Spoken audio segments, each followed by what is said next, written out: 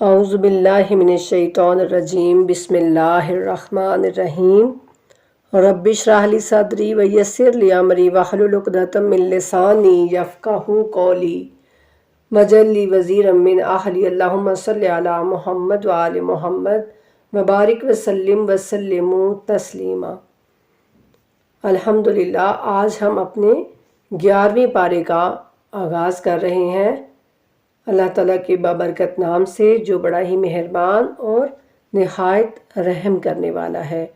اللہ رب العزت فرماتے ہیں، سورہ توبہ ہے بھی آیت نمبر 94 سے، اللہ رب العزت فرماتے ہیں کہ جب تم ان کے پاس واپس پہنچ جاؤ گے تو وہ تمہارے سامنے عذر پیش کریں گے۔ کہہ دیجئے، عذر مت تراشو، ہم تمہاری بات ہرگز نہیں مانیں گے۔ اللہ نے ہمیں تمہارے حالات بتا دیے ہیں اور عنقریب اللہ تمہارے اعمال دیکھے گا اور اس کا رسول بھی۔ پھر تم لوگ غیب و شہود کے جاننے والے کی طرف پلٹائے جاؤ گے، پھر وہ تمہیں بتائے گا کہ تم کیا کرتے رہے ہو۔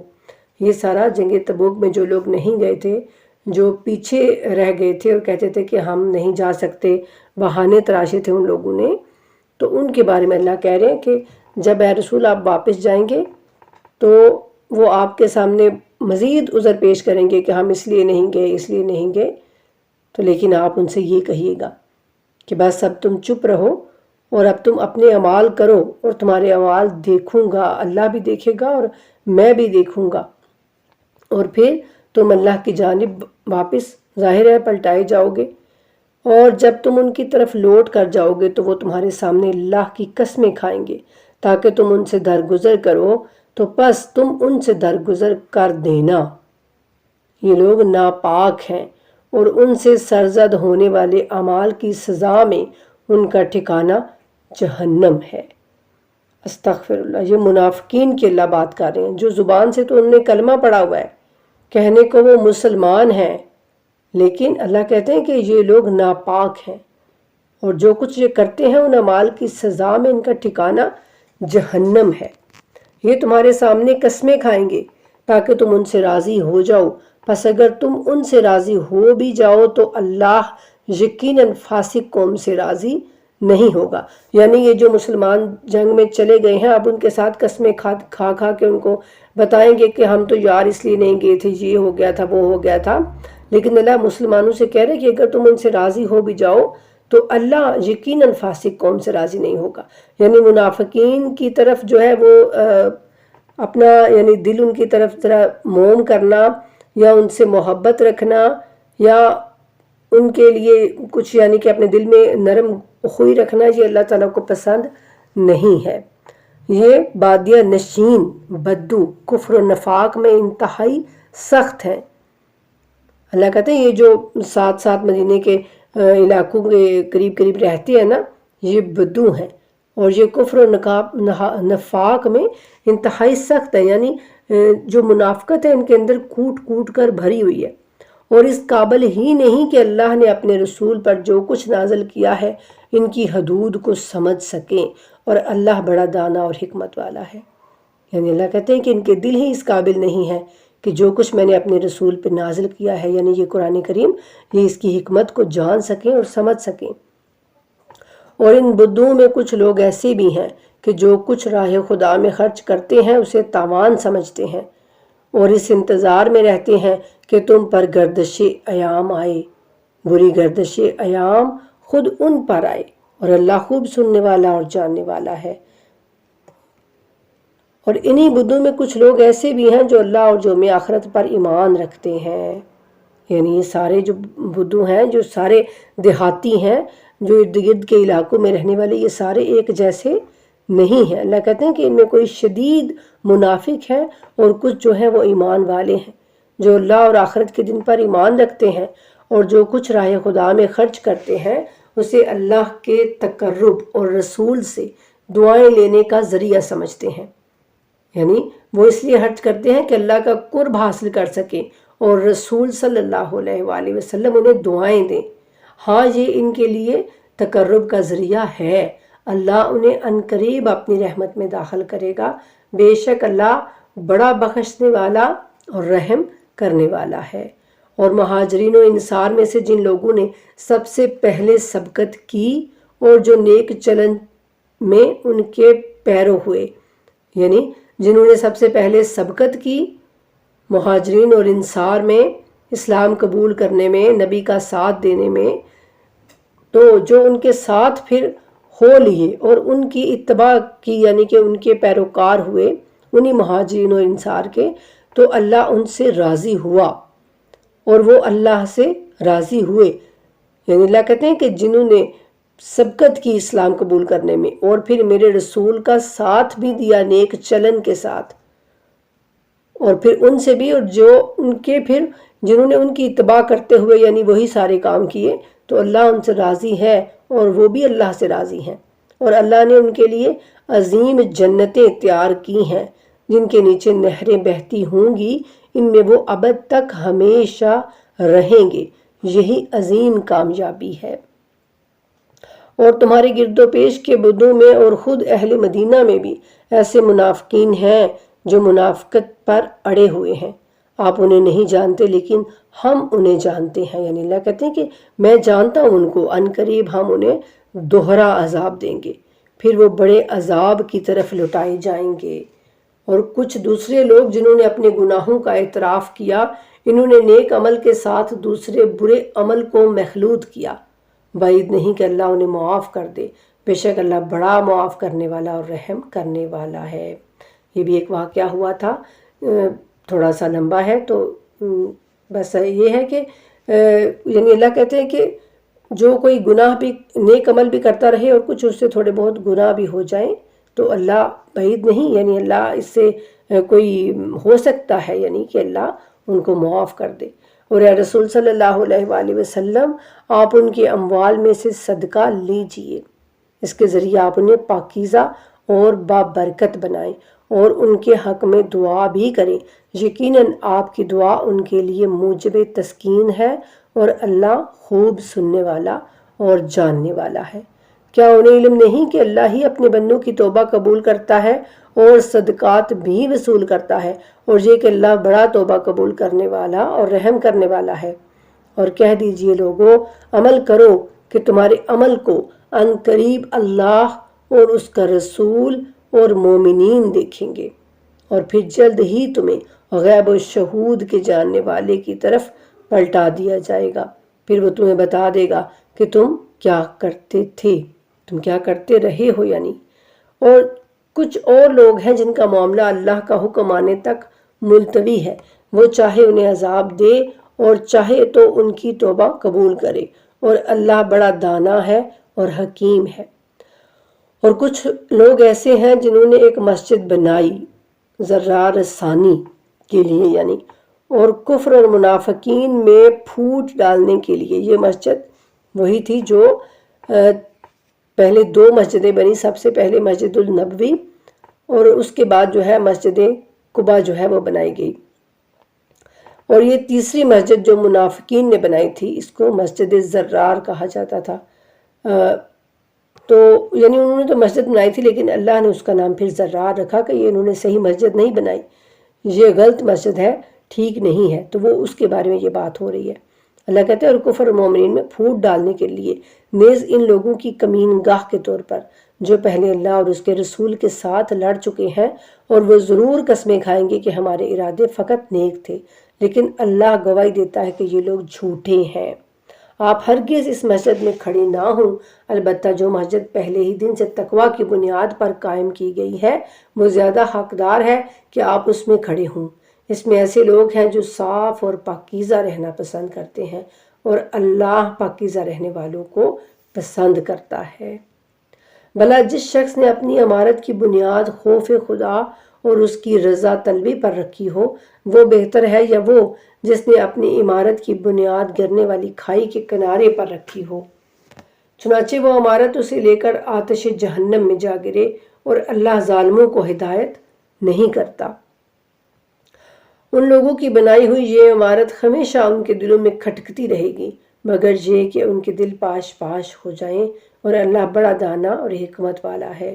یقیناً اللہ نے مومنوں سے ان کی جانیں اور ان کے اموال جنت کے عوض خرید لیے ہیں، یعنی اللہ نے مومنوں کی جانیں بھی اور ان کے مال بھی اس وجہ سے خرید لیے ہیں، جنت کے بدلے میں، یعنی کہ اللہ ان کو جنت دے گا، وہ اپنی جانیں اور اموال اللہ کے راہ میں خرچ کریں گے جو، تو پھر اللہ ان کو جنت دے گا، جنت کے عوض۔ وہ اللہ کی راہ میں لڑتے ہیں، پھر مارتے ہیں اور مارے جاتے ہیں۔ یہ توریت، انجیل اور قرآن میں اللہ کے ذمے پکا وعدہ ہے، اور اللہ سے بڑھ کر اپنا عہد پورا کرنے والا کون ہو سکتا ہے؟ بس تم نے اللہ کے ساتھ جو سودا کیا ہے اس پر خوشی مناؤ، اور یہ تو بہت بڑی کامیابی ہے۔ یہ لوگ توبہ کرنے والے، آگے اللہ دیکھیں، اللہ تعالیٰ کسی کو بھی یوں ہی اس طرح نہیں کہہ دیتے کہ ہاں فلاں بندہ جو ہے نا اس کی حتمی جنت پکی ہے، تم بالکل سیدھے تم جنت میں جاؤ گے، نام لے کر یوں اللہ تعالیٰ کسی کے بارے میں بھی نہیں کہتے ہیں۔ تو یہاں بھی اللہ تعالیٰ کہہ کے کہ وہ لوگ ان کے جان اور ان کے مال کے عوض اللہ نے جنت کے عوض ان کو، یعنی ان کی جانیں اور مال خرید لیا۔ آگے اللہ ان کی صفتیں بیان کر رہے ہیں کہ ان میں صفت کون سی ہوگی، کیسے کام کرنے والے ہوں گے وہ لوگ۔ اللہ کہتے ہیں یہ لوگ توبہ کرنے والے، عبادت گزار، ثناء کرنے والے، اللہ کی حمد بیان کرنے والے، یعنی اور راہ خدا میں سفر کرنے والے، یعنی ہجرت کرنے والے، رکوع کرنے والے، سجدہ کرنے والے، نیکی کی دعوت دینے والے اور برائی سے روکنے والے، اور حدود اللہ یعنی اللہ کی حدود کی حفاظت کرنے والے ہیں۔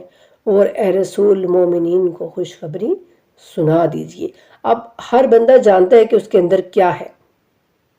اللہ تعالیٰ کہتے ہیں کہ قیامت میں بھی تم خود ہی کافی ہوگے اپنا حساب کرنے کے لیے، تو انسان کو پتہ ہوتا ہے کہ وہ کیسا ہے، وہ ان صفات پر پورا اترتا ہے یا نہیں اترتا، ٹھیک ہے؟ تو اس لیے اللہ تعالیٰ صفات بتاتے ہیں کہ مومنین کی یہ صفات ہوں گی، منافقین کی یہ صفات ہوں گی، مشرکین کی یہ صفات ہوں گی۔ تو آگے اللہ کہتے ہیں نبی اور ایمان والوں کو یہ حق نہیں پہنچتا کہ وہ مشرکوں کے لیے مغفرت طلب کریں، یعنی نبی کو یا دوسرے جو ایمان لے کے آئے ہیں مسلمان، اب ان کو یہ حق نہیں پہنچتا کہ مشرک جو ان کے رشتہ دار ہیں، ظاہر ہے اس وقت بہت سا ایسے ہی ہوا تھا کہ گھر میں اگر کوئی بیٹا جو ہے مسلمان ہو گیا ہے تو باپ کافر ہے، اگر باپ مسلمان ہو گیا ہے تو پتہ نہیں اس کی اولاد جو ہے وہ کافر ہی رہ گئی، اس طرح کے بہت سے یہ معاملات ہوئے تھے۔ تو اب اللہ کہتے ہیں کہ یہ حق نہیں آپ کو پہنچتا کہ آپ مشرکوں کے لیے مغفرت طلب کریں، اور خواہ وہ ان کے قریبی رشتہ دار ہی کیوں نہ ہوں، جبکہ یہ بات ان پر عیاں ہو چکی ہے کہ وہ جہنم والے ہیں۔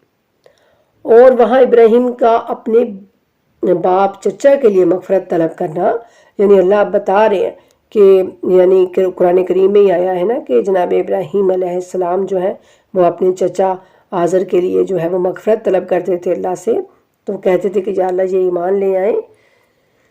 تو وہ بات اللہ کہہ رہے ہیں کہ وہ جو کام کیا کرتے تھے جناب ابراہیم، مغفرت طلب کرتے تھے، اس وعدے کی وجہ سے تھا جو انہوں نے اس کے ساتھ کر رکھا تھا، لیکن جب ان پر یہ بات کھل گئی کہ وہ دشمن خدا ہے تو وہ اس سے بیزار ہو گئے، اور ابراہیم یقیناً نرم دل اور بردبار تھے۔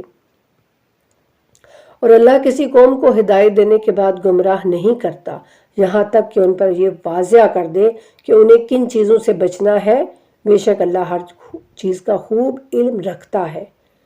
یعنی اللہ تعالیٰ کسی بھی قوم کو ہدایت دینے کے بعد جو ہی گمراہ نہیں کر دیتا، اللہ پہلے ان کو سارا کچھ بتاتا ہے کہ دیکھو ان چیزوں سے بچنا ہے، اور اگر وہ نہیں بچتے، اگر وہ خود نہیں بچتے تو پھر اللہ ان کو گمراہ کرتا ہے۔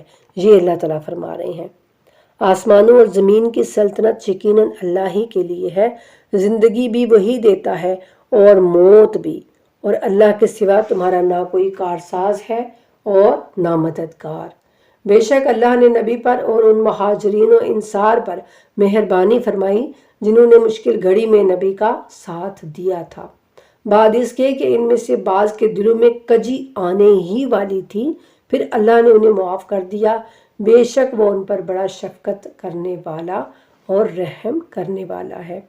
اور ان تینوں کو بھی معاف کر دیا جو جنگ تبوک میں جو پیچھے رہ گئے تھے، جب اپنی وسعت کے باوجود زمین ان پر تنگ ہو گئی تھی اور اپنی جانیں خود ان پر دو بھر ہو گئی تھیں، اور انہوں نے دیکھ لیا کہ اللہ کی گرفت سے بچنے کے لیے خود اللہ کے سوا کوئی جائے پناہ نہیں، تو اللہ نے ان پر مہربانی کی تاکہ وہ توبہ کریں۔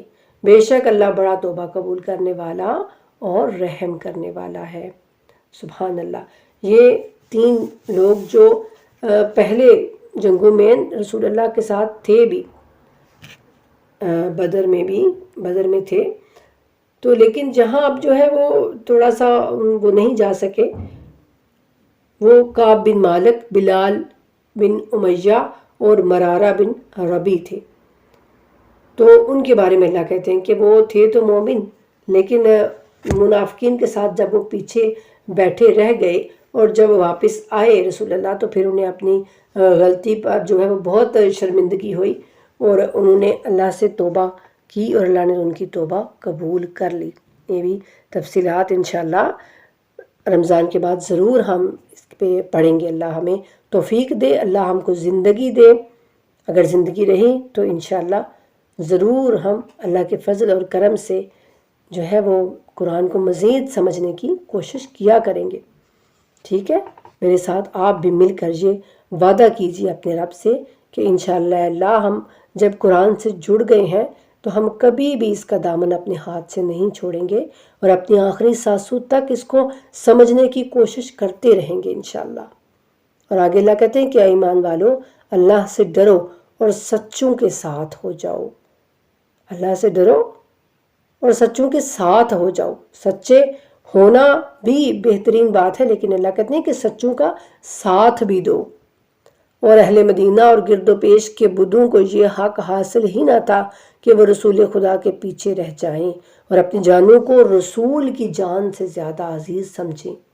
یہ اس لیے کہ انہیں نہ پیاس کی تکلیف ہوگی اور نہ مشقت کی، اور نہ راہ خدا میں بھوک کی، اور نہ وہ کوئی ایسا قدم اٹھائیں گے جو کافروں کو ناگوار گزرے، اور نہ انہیں دشمن سے کوئی گزند پہنچے گا، یعنی تکلیف ان کو نہیں پہنچے گی دشمن سے، مگر یہ کہ ان کے لیے نیک عمل لکھا جاتا ہے۔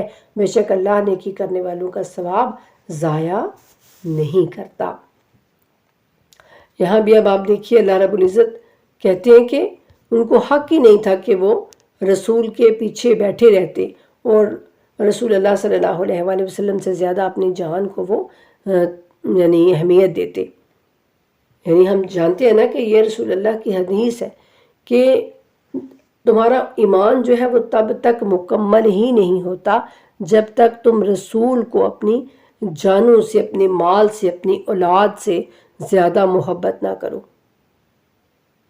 تو پھر اللہ کہتے ہیں کہ انہوں نے کس طرح سے اپنی جان کو وہ زیادہ مقدم سمجھا اور رسول کی جو ہے وہ انہوں نے جان کو کوئی مقدم نہیں سمجھا اور پیچھے بیٹھے رہ گئے منافقین۔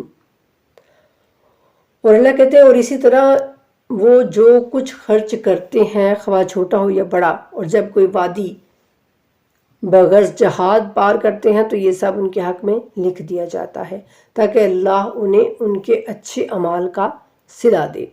اور یہ تو ہو نہیں سکتا کہ سب کے سب مومنین نکل کھڑے ہوں، پھر کیوں نہ ہر گروہ میں سے ایک جماعت نکلے تاکہ وہ دین کی سمجھ پیدا کریں، اور جب اپنی قوم کی طرف واپس آئیں تو انہیں تنبیہ کریں تاکہ وہ ہلاکت خیز باتوں سے بچے رہیں۔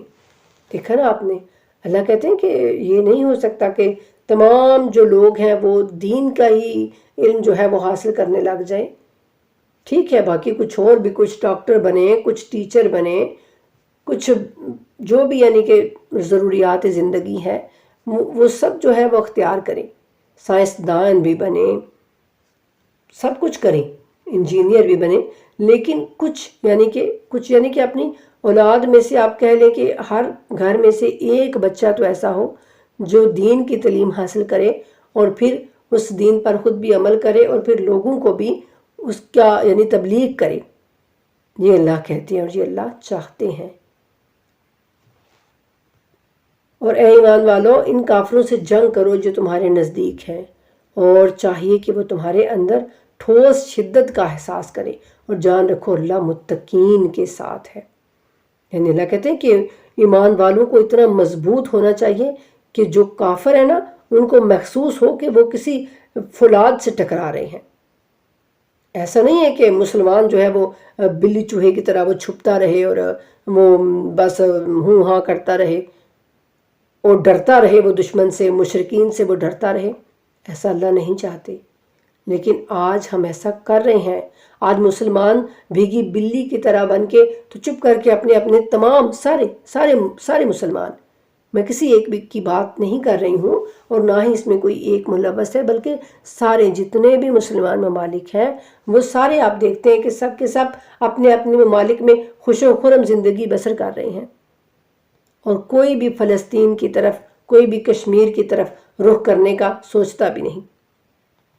ایک طرف مشرک ہیں اور دوسری طرف وہ بھی مشرک ہی ہیں، لیکن اہل کتاب ہیں تو مشرک ہیں، تو مشرک ہی ہے، تو کافر ہی، تو پھر بس چپ کر کے بیٹھے ہوئے ہیں سب، کوئی بھی ان کے سامنے نکلنے کو تیار نہیں ہے۔ اور جب کوئی صورت نازل ہوتی ہے تو ان میں سے کچھ لوگ اس کا تمسخر اڑاتے ہیں، یعنی مذاقاً کہتے ہیں کہ اس صورت نے تم میں سے کس کے ایمان میں اضافہ کیا ہے، بس ایمان والوں کے ایمان میں تو اس نے اضافہ ہی کیا ہے اور وہ خوشحال ہے۔ یعنی منافقین جو ہے وہ جب کوئی بھی صورت نازل ہوتی ہے تو اس کا مذاق اڑاتے ہیں، اور البتہ جن کے دلوں میں بیماری ہے ان کی نجاست پر اس نے مزید نجاست کا اضافہ کیا ہے اور وہ مرتے دم تک کفر پر ڈٹے رہیں۔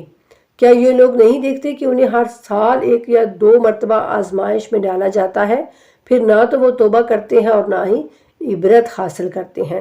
یعنی جب ہمارے اوپر آزمائشیں آتی ہیں تو کبھی کبھی آزمائش وہ ہوتی ہے جو ہمارے گناہوں کی وجہ سے ہم پر آ جاتی ہے، لیکن کبھی کبھی آزمائش یہ ہوتی ہے کہ اللہ دیکھنا چاہتے ہیں کہ میرا بندہ آزمائش میں کتنا صبر کرتا ہے، کتنا یہ مجھ سے دعائیں مانگتا ہے، کتنا یہ میرے قریب آ جاتا ہے۔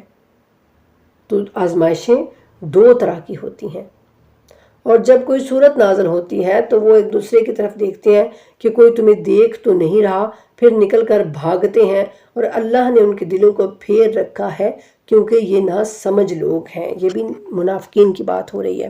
اور بے شک تمہارے پاس خود تم ہی میں سے ایک رسول آیا ہے، تمہیں تکلیف میں دیکھنا ان پر شاق گزرتا ہے، وہ تمہاری بھلائی کا نہایت خواہ ہے، حریص ہے وہ تمہاری بھلائی کا، یعنی اور مومنین کے لیے نہایت شفیق اور مہربان ہے۔ سبحان اللہ۔ اللہ سبحانہ وتعالی رسول اللہ صلی اللہ علیہ وآلہ وسلم کے اخلاق کی تعریف کر رہے ہیں۔ اللہ کہتے ہیں کہ دیکھو یہ میرا کرم ہے کہ میں نے تم میں سے ہی ایک رسول بھیجا جو تمہیں تکلیف میں دیکھنا ہی نہیں چاہتا، چاہے تم ان کو کتنی تکلیفیں دیتے ہو لیکن وہ تمہیں تکلیف میں نہیں دیکھنا چاہتا۔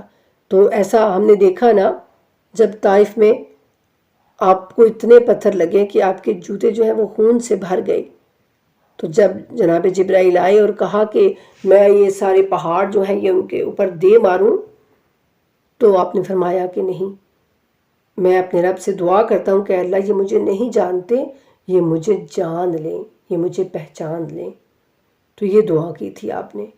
تو وہی اللہ تعالیٰ کہہ رہے ہیں کہ وہ میرے محبوب کو تکلیف ہوتی ہے تمہیں تکلیف میں دیکھ کر، تو وہ تمہاری بھلائی کا حریص ہے، وہ چاہتا ہے کہ تمہیں ہر وقت بھلائی ملے، اور وہ مومنین کے لیے نہایت شفیق اور مہربان ہے۔ سبحان اللہ۔ پھر اگر یہ لوگ گردانی کریں تو آپ کہہ دیجئے میرے لیے اللہ ہی کافی ہے، اس کے سوا کوئی معبود نہیں، اسی پر میرا بھروسہ ہے اور وہی عرش عظیم کا رب ہے۔ الحمدللہ۔ سورہ توبہ مکمل ہوا سورہ ہمارا، اور آگے سورہ یونس، یہ بھی مکی سورہ ہے، سورہ یونس۔ بنام خدائے رحمان الرحیم، الف لام را۔ یہ اس کتاب کی آیات ہے جو حکمت والی ہے۔ اللہ تعالیٰ خود کہہ رہے ہیں کہ یہ میری جو کتاب ہے نا، یہ ایسے یوں ہی نہیں ہے تمہارے لیے، اس میں بہت تمہارے لیے فائدے ہیں، حکمت ہے، تمہارے لیے اس میں ہدایت ہے۔ اللہ کہتے ہیں یہ کتاب، اس کی آیتیں ہیں اس کتاب کی جس میں حکمت ہے، اور کیا یہ لوگوں کے لیے یہ تعجب کی بات ہے؟ اللہ کہتے ہیں کیا لوگوں کے لیے یہ تعجب کی بات ہے کہ ہم نے خود انہی میں سے ایک شخص کی طرف وحی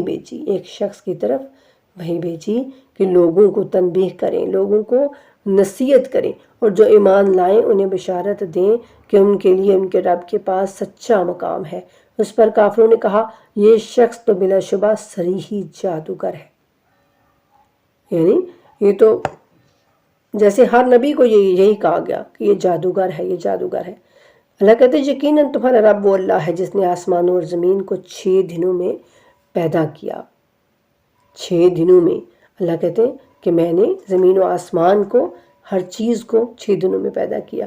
پھر اس نے عرش پر اقتدار قائم کیا، وہ تمام امور کی تدبیر فرماتا ہے، اس کی اجازت کے بغیر کوئی شفاعت کرنے والا نہیں ہے، یعنی کہ شفاعت کرنے والے ہوں گے قیامت کے دن، لیکن اللہ کی اجازت کے ساتھ۔ اللہ کہتے ہیں میری اجازت کے بغیر کوئی شفاعت کرنے والا نہیں ہے۔ یہی اللہ تو تمہارا رب ہے، بس اس کی عبادت کرو، کیا تم نصیحت نہیں لیتے؟ یعنی جیسے ایک بڑی ہی عجیب کیفیت میں یہ بات ہوتی ہے نا کہ تم ایسا کیوں نہیں کرتے، تم کیوں نہیں سمجھتے، تم کیوں نہیں غور کرتے، تم کیوں نہیں نصیحت لیتے۔ اس انداز میں اللہ رب العزت بات کرتے ہیں ہم سے۔ تم سب کی بازگشت اسی کی طرف ہے، اللہ کا وعدہ حق پر مبنی ہے، وہی ہلکت کی ابتدا کرتا ہے، یعنی سب سے پہلے جو خلق کیا تھا نا تم کو، ہر چیز کو، تو وہ اسی نے کیا تھا، پھر وہی اسے دوبارہ پیدا کرے گا تاکہ جو لوگ ایمان لائے اور نیک اعمال بجا لائے انہیں انصاف کے ساتھ جزا دے، اور جو کافر ہوئے انہیں اپنے کفر کی پاداش میں کھولتا ہوا پانی پینا ہوگا۔ استغفر اللہ۔ اب سوچیں ذرا، کھولتا ہوا پانی، یعنی ایک گرم پانی ہوتا ہے ہم اس کو بھی نہیں پی سکتے، لیکن کھولتا ہوا جس میں ابال آ رہا ہو وہ پانی کوئی پی سکتا ہے؟ تو اللہ تعالیٰ ہر چیز واضح طور پہ بیان کرتے ہیں۔ اے اللہ اس رمضان میں ہمیں اپنا اتنا قرب نصیب کر دیجئے کہ ہم گناہوں سے بچ جائیں، ہم آپ کی نافرمانی سے بچ جائیں۔ اللہ کہتے ہیں کہ ان کے کفر کی پاداش میں ان کو کھولتا ہوا پانی پینا ہوگا اور انہیں دردناک عذاب بھی بھگتنا ہوگا۔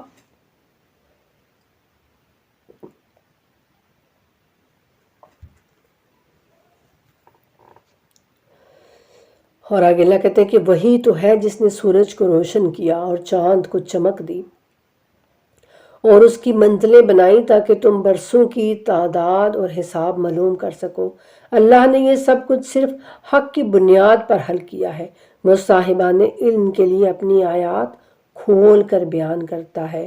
بے شک رات اور دن کی آمد و رفت میں اور جو کچھ اللہ نے آسمانوں اور زمین میں پیدا کیا ہے ان میں ان لوگوں کے لیے نشانیاں ہیں جو ہلاکت سے بچنا چاہتے ہیں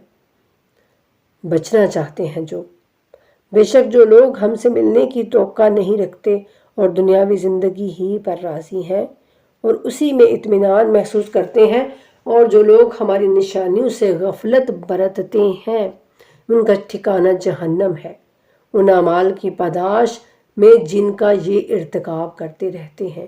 جو لوگ ایمان لائے اور نیک اعمال بجا لائے بے شک ان کا رب ان کے ایمان کے سبب انہیں نعمتوں والی جنتوں کی راہ دکھائے گا جن کے نیچے نہریں بہتی ہوں گی۔ دیکھا نا، اللہ تعالیٰ کہتے ہیں نا کہ اللہ پیچھے جتنا بھی ہم نے پڑھا، اللہ کہتے ہیں کہ جن کو اللہ چاہے راستہ دکھا دے، جن پہ اللہ چاہے کرم کر دے، جن کو اللہ چاہے اپنے طرف آنے کا راستہ دے، تو وہ مطلب یہی ہوتا ہے کہ ان کے اندر اعمال ایسے ہوتے ہیں۔ دیکھا نا آپ نے، اللہ کہتے ہیں ان کا ٹھکانہ جہنم ہے ان کی اعمال کی وجہ سے جن کا ارتکاب یہ کرتے ہیں، اور جو ایمان نیک لوگ ہیں تو ان کے رب کے پاس ان کے لیے جنتیں ہیں، اور وہ بھی اس وجہ سے جو انہوں نے نیک اعمال کیے ہیں۔ اور جہاں ان کی صدا سبحانک اللہم، اے اللہ تیری ذات پاک ہے، تو منزہ ہے، وہاں پر یعنی یہی ان کی صدا ہوگی، اور وہاں ان کی تحت السلام، تحیت السلام یعنی سلام علیکم، ان کا سلام ہوگا، اور ان کی دعا کا خاتمہ الحمدللہ رب العالمین ہوگا، یعنی ان کی بات سبحانک اللہم سے شروع ہوگی اور الحمدللہ رب العالمین پہ ختم ہوگی۔ اور اگر اللہ لوگوں کے ساتھ ان کی بدعمالیوں کی سزا میں برا معاملہ کرنے میں اسی طرح عجلت سے کام لیتا جس طرح وہ لوگ دنیا کی بھلائی کی طلب میں جلد بازی کرتے ہیں تو ان کی مہلت کبھی کی ختم ہو چکی ہوتی، لیکن جو ہم سے ملنے کی توقع نہیں رکھتے ہم انہیں مہلت دیے رکھتے ہیں کہ وہ اپنی سرکشی میں بھٹکتے رہیں۔ دیکھا نا آپ نے، اللہ کہتے ہیں کہ جب کوئی کفر پر اڑ جاتا ہے نا تو میں بھی اس پر پھر بارش کر دیتا ہوں نعمتوں کی اور اس کو مہلت دیتا ہوں تاکہ وہ اور زیادہ سرکشی کرے اور زیادہ میرے جو ہے سزا کا مستحق بن جائے۔ اور انسان کو جب کوئی تکلیف پہنچتی ہے تو وہ لیٹے بیٹھے اور کھڑے ہمیں پکارتا ہے۔ یہ اللہ رب العزت کہتے ہیں کہ وہ جب کوئی اس کو تکلیف ہوتی ہے نا تو پھر وہ ہمیں ہر وقت پکارتا رہتا ہے، اور پھر جب ہم اس تکلیف کو دور کر دیتے ہیں تو ایسا چل دیتا ہے گویا اس نے کسی تکلیف پر جو اسے پہنچی ہمیں پکارا ہی نہیں۔ اللہ تعالیٰ کتنا ہمارے بارے میں دیکھیں جانتے ہیں۔ ایسا ہی ہوتا ہے نا، جب بھی کوئی تکلیف کوئی مصیبت آتی ہے کوئی مشکل آتی ہے تو ہماری نمازیں جو ہے وہ ہمارے سجدے بڑھ جاتے ہیں اور ہم کہتے ہیں یا اللہ اس مشکل کو ٹال دیجیے، یا اللہ یہ تکلیف دور کر دیجیے، اور جیسے ہی ہم چنگے اچھے بھلے ہو جاتے ہیں تو بس سب کچھ ختم ہو جاتا ہے، پھر ہمیں یاد ہی نہیں رہتا کہ ہم نے اپنے رب سے جو وعدہ کیا تھا تو وہ وعدہ ہم نے پورا بھی کرنا ہے کہ نہیں۔ اور اللہ کہتے ہیں حد سے تجاوز کرنے والوں کے لیے ان کے اعمال اسی طرح خوشنما بنا دیے گئے ہیں، یعنی شیطان نے ہمارے اعمالوں کو، جو ہمارے برے اعمال ہیں ان کو شیطان خوشنما کر کے ہمیں دکھاتا ہے کہ ہاں یہ ٹھیک ہے، سب کر رہے ہیں، تم بھی کرو، کچھ بھی نہیں ہوگا، اللہ بخش دے گا۔ اس طرح سے کر کے وہ ہمارے دلوں کو الجھا دیتا ہے اور ہمیں گناہوں کی طرف متوجہ کرواتا ہے۔ اور اللہ کہتے ہیں اور بے شک تم سے پہلی قوموں کو بھی ہم نے اس وقت ہلاک کیا جب وہ ظلم کے مرتکب ہوئے اور ان کے رسول واضح دلائل لے کر ان کے پاس آئے، مگر وہ ایسے نہ تھے کہ ایمان لاتے۔ ہم مجرموں کو ایسے ہی سزا دیتے ہیں۔ پھر ان کے بعد ہم نے زمین میں تمہیں جانشین بنایا تاکہ ہم دیکھیں کہ تم کیسے عمل کرتے ہو۔ اور جب انہیں ہماری آیات کھول کر سنائی جاتی ہیں تو جو لوگ ہم سے ملنے کی توقع نہیں رکھتے وہ کہتے ہیں اس قرآن کے سوا کوئی اور قرآن لے آؤ یا اسے بدل دو۔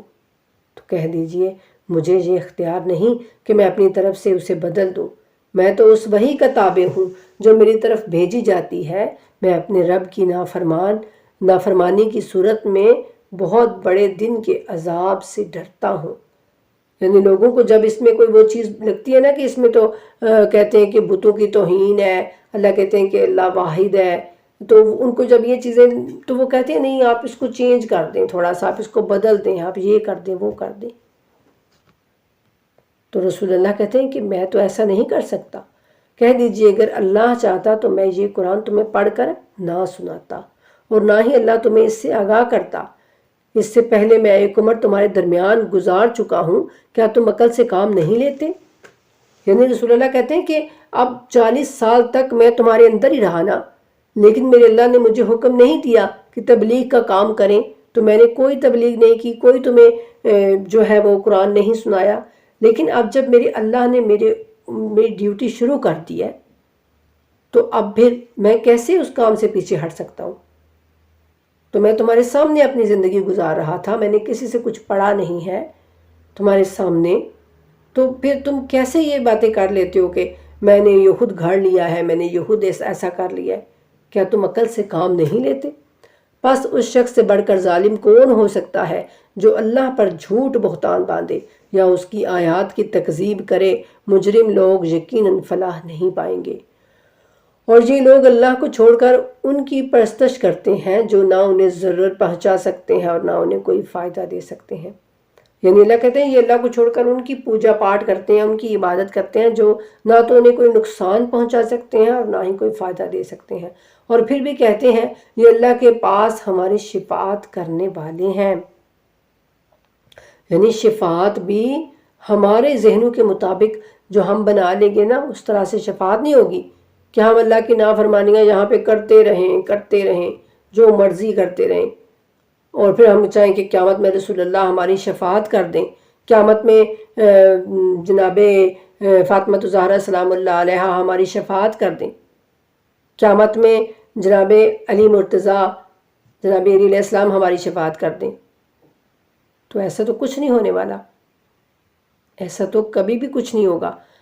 اللہ کہتے ہیں کہ شفاعت تو وہ کرے گا جس کو میں اجازت دوں گا، اور اس کی کرے گا جس کی میں اجازت دوں گا۔ تو پھر اللہ کہتے ہیں کہ یہ پھر مشرک لوگ جو ہے نا یہ سب کچھ کرتے ہیں، اور یہ عیسائی بھی اسی لیے جناب عیسیٰ علیہ السلام کی عبادت کرتے ہیں، ان کو پوجا پاٹ کرتے ہیں کہ جناب عیسیٰ جو ہے وہ ہماری شفاعت کریں گے۔ تو اللہ کہتے ہیں کہ کہہ دیجیے کیا تم اللہ کو اس بات کی خبر دیتے ہو جو اللہ کو نہ آسمانوں میں معلوم ہے اور نہ زمین میں، اور وہ پاک و بالا تر ہے اس شرک سے جو یہ لوگ کر رہے ہیں، اور سب انسان ایک ہی امت تھے، پھر اختلاف رونما ہوا، اور اگر آپ کا رب پہلے طے نہ کر چکا ہوتا تو ان کے درمیان اس بات کا فیصلہ کر دیا جاتا جس میں یہ اختلاف کرتے ہیں۔ وہی بات کہ اللہ کہتے ہیں کہ سب ایک ہی امت تھی، پہلے میں سب کو ایک ہی امت پیدا کیا تھا، اور کہتے ہیں اس نبی پر اس کے رب کی طرف سے کوئی نشانی کیوں نازل نہیں ہوئی؟ بس کہہ دیجئے غیب تو صرف اللہ کے ساتھ مختص ہے، اللہ کے ساتھ محسوس ہے غیب، بس تم انتظار کرو، میں بھی تمہارے ساتھ انتظار کرتا ہوں۔ اچھا، اس نبی کے پر جو ہے اس کے رب کی طرف سے کوئی نشانیاں تو نازل ہو رہی تھی نا، بار بار اللہ کی طرف سے وحی آنا، کیا یہ نشانی کم تھی؟ بار بار اللہ رب العزت کی طرف سے واضح طور پہ پرانے لوگوں کی جن کو وہ خود نہیں جانتے تھے ان کے وہ اللہ تعالیٰ ان کو قصے سناتے تھے، اللہ تعالیٰ وحی یعنی بار بار وحیاں آتی تھی اللہ کے سامنے، تو پھر بھی وہ لوگ کہیں نشانی کیوں نہیں جی نازل ہوئی؟ پتہ نہیں ان کو کون سی نشانی چاہیے تھی۔ تو جب وہ اپنی من مرضی کی نشانیاں کہہ رہے تھے نا، تو پھر رسول اللہ کو یہ کہا گیا کہ آپ کہیے کہ غیب جو ہے وہ سارے کا سارا صرف اللہ کے پاس ہے، تو تم بھی انتظار کرو اور میں بھی انتظار کرتا ہوں۔ اور جب انہیں پہنچنے والے مصائب کے بعد ہم لوگوں کو اپنی رحمت کا ذائقہ چکھاتے ہیں تو وہ ہماری آیات کے بارے میں ہیلے بازیاں شروع کر دیتے ہیں۔ کہہ دیجئے اللہ کا ہیلا تم سے زیادہ تیز ہے، بے شک ہمارے فرشتے تمہارے ہیلے بازیاں لکھ رہے ہیں۔ جو ہمارے جی فرشتے بیٹھے ہوئے ہیں نا اوپر کاندھوں پر، وہ سب کچھ لکھتے رہتے ہیں، ہماری گناہ بھی اور ہمارے اچھے اعمال بھی۔ اور وہی تو ہے جو تمہیں خشکی اور سمندر میں چلاتا ہے، چنانچہ جب تم کشتیوں میں سوار ہوتے ہو اور وہ لوگوں کو لے کر باد موافق کی مدد سے چلتی ہیں، یعنی جو ہوا آتی ہے تو پھر اس ہوا سے وہ کشتیاں چلتی ہیں اور وہ اس سے خوش ہوتے ہیں۔ اتنے میں کشتی کو مخالف تیز ہوا کا تھپیڑا لگتا ہے اور ہر طرف سے موجیں ان کی طرف آنے لگتی ہیں اور وہ خیال کرتے ہیں کہ طوفان میں گر گئے ہیں۔ تو اس وقت وہ اپنے دین کو اللہ کے لیے خالص کر کے اس سے دعا کرتے ہیں کہ اگر تو نے ہمیں اس مصیبت سے بچایا تو ہم بالضرور شکر گزاروں میں سے ہو جائیں گے۔ پھر جب خدا نے انہیں بچا لیا تو یہ لوگ زمین میں ناحق بغاوت کرنے لگے۔ اے لوگو، تمہاری یہ بغاوت خود تمہاری خلاف ہے، دنیا کے چند روزہ مزے لے لو، پھر تمہیں ہماری طرف پلٹ کر آنا ہے، پھر اس وقت ہم تمہیں بتا دیں گے کہ تم کیا کرتے رہے ہو۔ دنیاوی زندگی کی مثال یقیناً اس پانی کی سی ہے جسے ہم نے آسمان سے برسایا، جس سے زمین کی نباتات گھنی ہو گئیں، جن میں سے انسان اور جانور سب کھاتے ہیں۔ پھر جب زمین سبزے سے خوشنما اور آراستہ ہو گئی اور زمین کے مالک یہ خیال کرنے لگے کہ اب وہ اس پر قابو پا چکے ہیں، تو ناگہاں رات کے وقت یا دن کے وقت اس پر ہمارا حکم آ پڑا تو ہم نے اسے کاٹ کر ایسا صاف کر ڈالا کہ گویا کل وہاں کچھ بھی موجود نہ تھا۔ غور و فکر سے کام لینے والوں کے لیے ہم اپنی نشانیاں اسی طرح کھول کر بیان کرتے ہیں۔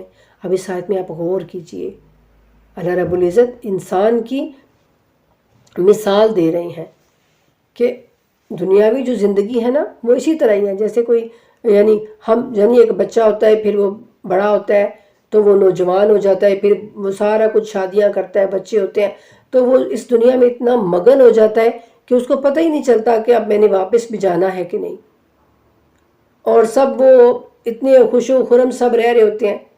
پھر اچانک جو ہمارے بزرگ ہوتے ہیں یا پھر کوئی جوان بھی چلا جاتا ہے تو وہ اچانک پھر اس دنیا سے چلا جاتا ہے، اور پھر یوں خواب و خیال ہو جاتا ہے کہ جیسے وہ کبھی تھا ہی نہیں۔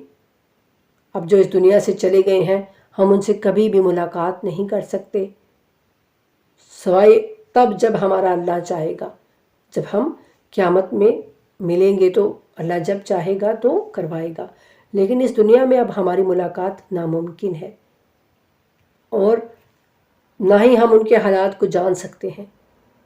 تو وہ آہستہ آہستہ پھر یوں ہو جاتے ہیں کہ جیسے کوئی بندہ یہاں پر اب آیا ہی نہیں تھا۔ تو یہ اللہ بتانا چاہتے ہیں، اور غور و فکر سے کام لینے والوں کے لیے ہم اپنی نشانیاں اس طرح کھول کر بیان کرتے ہیں۔ اللہ تمہیں سلامت قدی کی طرف بلاتا ہے، اور جسے وہ چاہتا ہے صراط مستقیم کی ہدایت فرماتا ہے۔ جنہوں نے نیکی کی ہے ان کے لیے نیکی ہے، اور مزید بھی۔ وہی بات آ گئی نا کہ اللہ کہتے ہیں کہ نیکی کو میں اور بڑھا کے تمہیں اس کا اجر دوں گا، اور ان کے چہروں پر نہ سیاہ دبا ہوگا اور نہ ذلت کے آثار ہوں گے۔ یہ جنت والے ہیں جو ہمیشہ اس میں رہیں گے۔ اور جنہوں نے برائیوں کا ارتکاب کیا ہے تو بدی کی سزا بھی ویسی ہی بدی ہے۔ سبحان اللہ۔ یعنی اللہ کہتے ہیں کہ نیکی کی جزا جو ہے بڑھا کے دوں گا، اور بدی کی سزا بس اتنی ہی دوں گا۔ اب جب اتنا مہربان مالک ہو، جب اتنا رحمان اور رحیم مالک ہو، تو پھر کیسا ہے اس کا غلام، کیسا ہے اس کا عبد جو پھر بھی اس کے قریب نہیں جانا چاہتا، جو پھر بھی اس سے دور بھاگ رہا ہے۔ اور اللہ کہتے ہیں کہ بدی کی سزا ویسی ہی ہے، اور ان پر ذلت چھائی ہوئی ہوگی، انہیں اللہ سے بچانے والا کوئی نہ ہوگا۔ گویا ان کے چہروں پر تاریک رات کے سیاہ پردوں کے ٹکڑے پڑے ہوئے ہوں گے، یعنی ان کے چہرے سیاہ ہو جائیں گے۔ یہ جہنم والے ہیں اور اس میں ہمیشہ رہیں گے۔ اور جس دن ہم ان سب کو اپنی عدالت میں جمع کریں گے، پھر ہم مشرکوں سے کہیں گے تم اور تمہارے شریک اپنی اپنی جگہ ٹھہر جاؤ۔ پھر ہم ان میں جدائی ڈال دیں گے تو ان کے شریک کہیں گے تم ہماری عبادت تو نہیں کرتے تھے، یعنی جن کی یہاں عبادت کی جائے وہ وہاں پر انکار کر دیں گے۔ پس ہمارے اور تمہارے درمیان اللہ ہی کافی ہے گواہی کے لیے، تمہاری اس عبادت سے ہم بالکل بے خبر تھے، اور اس مقام پر ہر کوئی اپنے اس عمل کو جانچ لے گا جو وہ آگے بھیج چکا ہوگا، اور پھر وہ اپنے مالک حقیقی اللہ کی طرف لوٹائے جائیں گے، اور جو بہتان وہ باندھا کرتے تھے ان سے ناپید ہو جائیں گے۔ اللہ کہتے ہیں کہ ہر کوئی اپنے عمل کو اس دن خود دیکھ لے گا۔ کہہ دیجئے تمہیں آسمان اور زمین سے رزق کون دیتا ہے؟ سماعت اور بصارت کا مالک کون ہے؟ یعنی تمہارے کان اور تمہارے دیکھنے کی جو صلاحیت ہے ان کا مالک کون ہے؟ اور کون ہے جو بے جان سے جاندار کو پیدا کرتا ہے اور جاندار سے بے جان کو پیدا کرتا ہے؟ یعنی کبھی ایسا ہوتا ہے کہ زمین بالکل مردہ ہو جاتی ہے، لیکن پھر اللہ اس پر بارش برساتے ہیں اور اسی زمین میں سے پھر پودے نکل آتے ہیں، اور وہ جاندار ہو جاتی ہے، اور وہ چیزیں پیدا کرنے لگتی ہے، غلہ پیدا کرنے لگتی ہے۔ اور یہ ماں کی بھی مثال بھی ہے کہ وہ چاہتا وہ بے جان سے جاندار کو پیدا کرتا ہے، اور جاندار سے بے جان کو پیدا کر سکتا ہے۔ اور کون امور عالم کی تدبیر کر رہا ہے؟ پس وہ کہیں گے اللہ۔ تو پس کہہ دیجئے تو پھر تم بچتے کیوں نہیں ہو؟ یعنی تم پھر گناہوں سے، شرک سے بچتے کیوں نہیں ہو، جب تم جانتے ہو کہ سب کچھ جو ہے وہ اللہ ہی کرتا ہے، ہر چیز کا مالک اللہ ہی ہے۔ اور ہم یہ بھی دیکھتے ہیں کہ انڈا جو ہے وہ ایک بے جان چیز ہے۔ انڈا اگر خود بے جان ہے، لیکن پھر جب اللہ چاہتا ہے تو اسی انڈے سے جاندار بچہ پیدا ہو جاتا ہے۔ بس یہی اللہ تمہارا برحق رب ہے، پھر حق کے بعد گمراہی کے سوا کیا رہ گیا؟ پھر تم کدھر پھرے جا رہے ہو؟ اس طرح ان فاسقوں کے بارے میں آپ کے رب کی بات ثابت ہو گئی کہ یہ لوگ ایمان لانے والے نہیں ہیں۔ کہہ دیجیے کیا تمہارے شریکوں میں سے کوئی ایسا ہے جو تخلیق کی ابتدا بھی کرتا ہے ہو پھر اسے دوبارہ بھی پیدا کرے؟ تو کہہ دیجیے کہ اللہ تخلیق کی ابتدا بھی کرتا ہے پھر اسے دوبارہ بھی پیدا کرے گا، پھر تم کدھر الٹے جا رہے ہو؟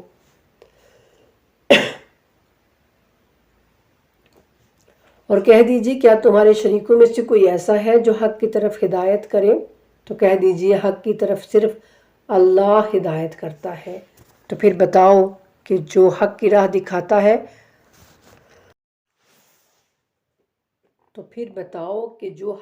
دکھاتا ہے وہ اس بات کا زیادہ حقدار ہے کہ اس کی پیروی کی جائے، یا وہ جو خود اپنی راہ نہیں پاتا جب تک اس کی رہنمائی نہ کی جائے؟ تمہیں کیا ہو گیا ہے؟ تم کیسے فیصلے کر رہے ہو؟ اور ان میں سے اکثر محض ظن کی پیروی کرتے ہیں، جبکہ ظن انسان کو حق کی ضرورت سے ذرہ برابر بے نیاز نہیں کرتا۔ اللہ ان کے اعمال سے خوب آگاہی رکھتا ہے، اور ایسا نہیں ہو سکتا کہ اس قرآن کو اللہ کے سوا کوئی اور اپنی طرف سے بنا لائے، بلکہ یہ تو اس سے پہلے جو کتاب آ چکی ہے اس کی تصدیق ہے اور تمام آسمانی کتابوں کی تفصیل ہے۔ اس میں کوئی شبہ نہیں کہ یہ رب العالمین کی طرف سے ہے۔ کیا یہ لوگ کہتے ہیں کہ اس قرآن کو محمد صلی اللہ علیہ وآلہ وسلم نے از خود بنایا ہے؟ تو کہہ دیجئے اگر تم اپنے الزام میں سچے ہو تو تم بھی اس طرح کی ایک صورت ہی بنا لاؤ، اور اللہ کے سوا جسے تم بلا سکتے ہو بلا لاؤ۔ یہ ہم نے پیچھے بھی پڑھا نا کہ اللہ مشرکین سے کہتے ہیں کہ اگر تم سچے ہو تو پھر ایک ہی صورت بنا لاؤ، اور اپنے جتنے بھی میرے علاوہ تمہارے شریک ہیں نا ان سب کو تم بلا لو، تمام اپنے معبودوں کو بلا لو۔ بلکہ حقیقت یہ ہے کہ انہوں نے اس چیز کو جھٹلایا جو ان کے احاطہ علم میں نہیں آئی، اور ابھی اس کا انجام بھی ان کے سامنے نہیں کھلا۔ اسی طرح ان سے پہلو نے بھی جھٹلایا تھا، پھر دیکھ لو ان ظالموں کا کیا انجام ہوا۔ اور ان میں سے کچھ ایسے ہیں جو اس پر ایمان لاتے ہیں اور کچھ ایسے ہیں جو ایمان نہیں لاتے، اور آپ کا رب ان مفسدوں کو خوب جانتا ہے۔ اور اگر یہ لوگ آپ کو جھٹلائیں تو کہہ دیجئے میرا عمل میرے لیے ہے اور تمہارا عمل تمہارے لیے، تم میرے عمل سے بری ہو اور میں تمہارے عمل سے بری ہوں۔ اور ان میں سے کچھ ایسے ہیں جو آپ کی طرف کان لگائے بیٹھے ہیں، پھر کیا آپ بہروں کو سنا سکتے ہیں خواہ وہ عقل نہ رکھتے ہوں؟ اور ان میں سے کچھ ایسے لوگ ہیں جو آپ کی طرف دیکھتے ہیں، پھر کیا آپ اندھوں کو راہ دکھا سکتے ہیں خواہ وہ کچھ بھی نہ دیکھتے ہوں؟ یہ بھی منافقین کی بات ہو رہی ہے۔ اللہ کہتے ہیں یہ آپ کی بارگاہ میں اس طرح سے بیٹھے تو ہوتے ہیں کہ جیسے یہ بڑا آپ کو دیکھ رہے ہیں اور آپ کی بات غور سے سن رہے ہیں، لیکن ایسا ہوتا نہیں ہے۔ اللہ یقیناً لوگوں پر ذرہ برابر ظلم نہیں کرتا، بلکہ یہ لوگ ہیں جو اپنے آپ پر ظلم کرتے ہیں۔ یعنی اللہ ذرہ برابر بھی، ریت کا ذرہ کیا ہوتا ہے؟ ایک ریت کا ذرہ کتنا معمولی اور چھوٹی چیز ہوتی ہے، لیکن اللہ کہتے ہیں کہ ان کے برابر بھی میں کسی پر ظلم نہیں کرتا، بلکہ انسان خود ظالم ہے۔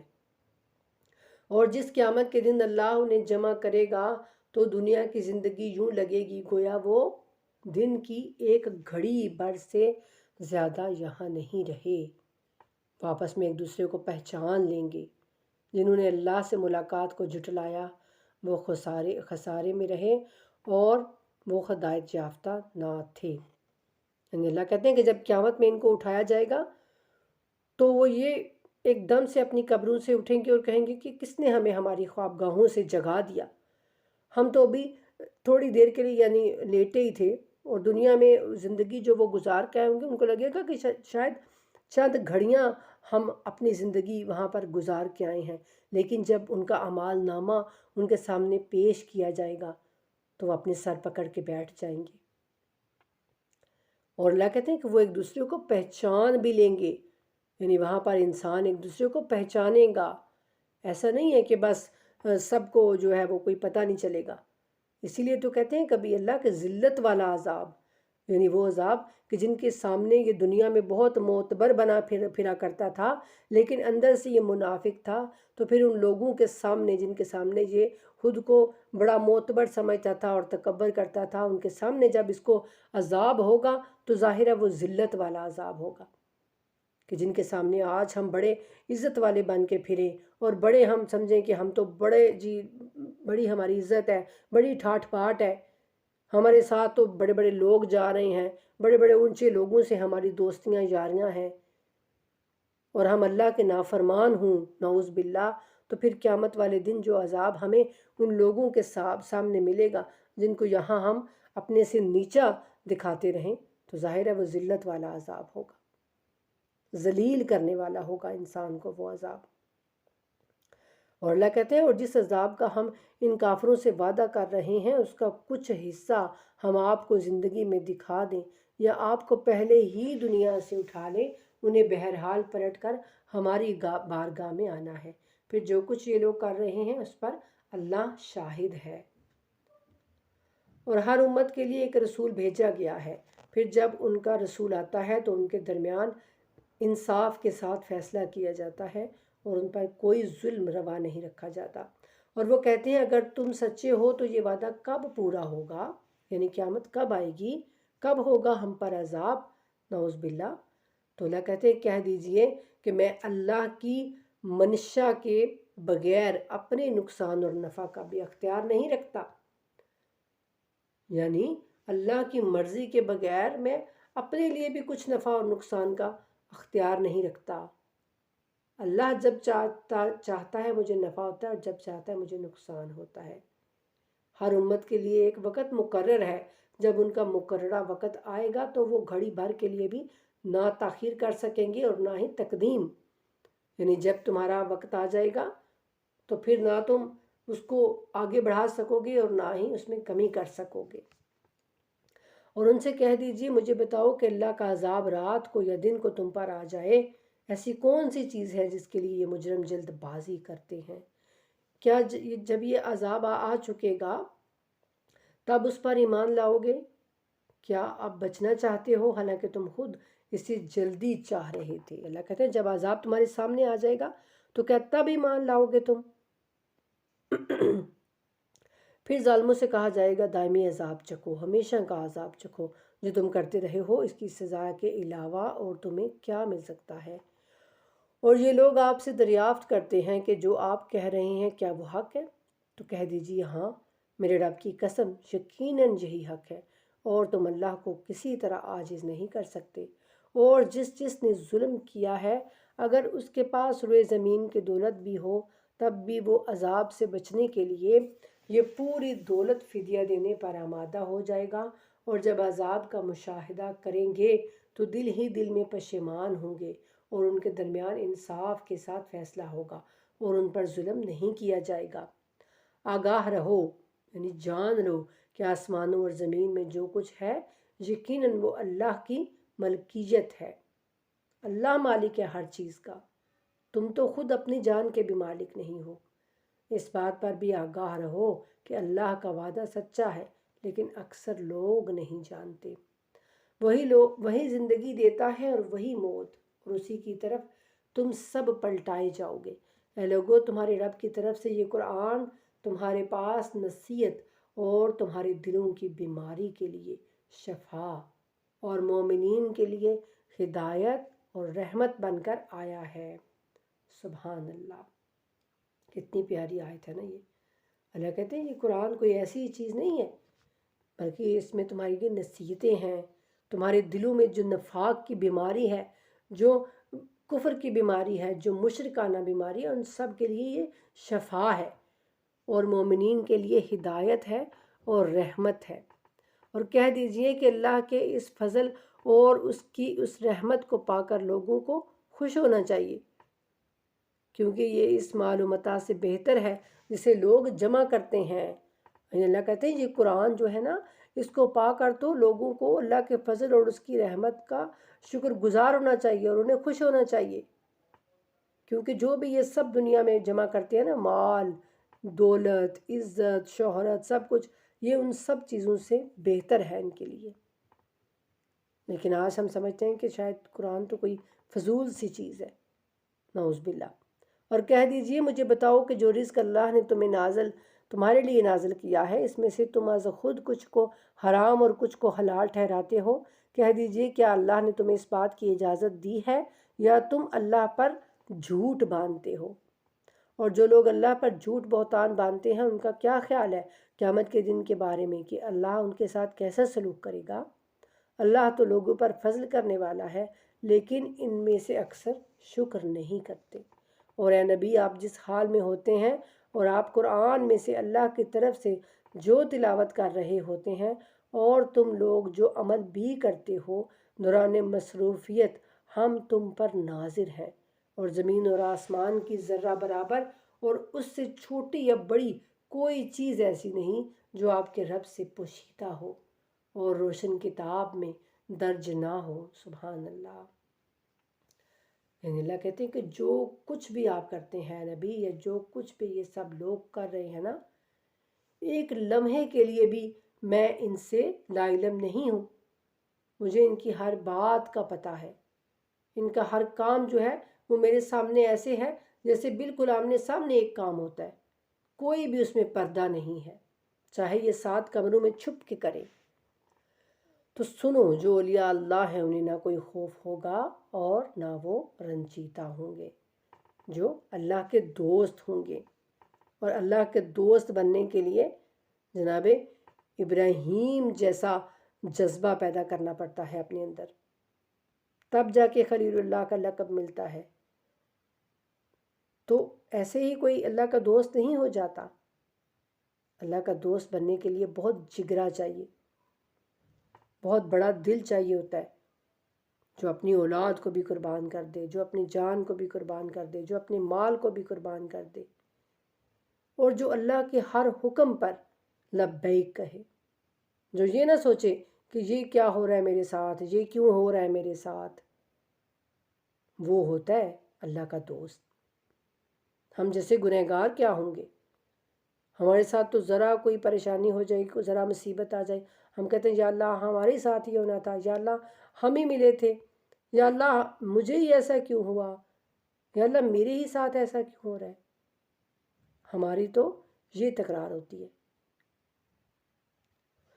اور جو ایمان لائے اور تقوی پر عمل کیا کرتے تھے، یعنی وہ اللہ کے دوست، اللہ ان کی بھی نشانیاں بتاتے ہیں۔ اللہ کہتے ہیں وہ ایمان لائے تھے، یقین رکھتے تھے ہر بات کا، اور تقوی پر عمل کرتے تھے۔ تقوی یعنی گناہوں سے بچتے رہتے تھے، اللہ کا خوف کرتے تھے۔ ان کے لیے دنیا کی زندگی میں بھی بشارت ہے اور آخرت میں بھی۔ اللہ کے کلمات میں تبدیلی نہیں آ سکتی، یہی بڑی کامیابی ہے۔ اللہ کہتے ہیں کہ میری جو بات ہے نا وہ بدل نہیں سکتی، اور اے نبی آپ کو ان کافروں کی باتیں رنجیدہ نہ کریں، ساری بالادستی یقیناً اللہ کے لیے ہے، وہ خوب سننے والا اور دانا ہے۔